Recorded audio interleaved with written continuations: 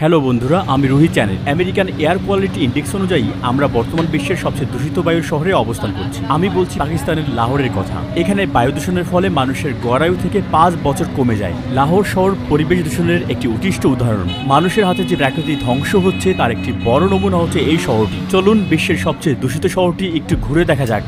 লাহোর পৃথিবীর সবচেয়ে ঘনবসতিপূর্ণ শহরগুলোর মধ্যে একটি। 2011 সালে এসে যার জনসংখ্যা দাঁড়িয়েছে আনুমানিক 14 মিলিয়ন। আমরা দক্ষিণ এশিয়ার প্রাচীনতম বাজার আনারগলি বাজার থেকে আমাদের যাত্রা শুরু করব। আপনি দেখছেন এখানে পার করা মোটরসাইকেলগুলো ধুলোয় ঢেকে গিয়েছে, সবগুলোই।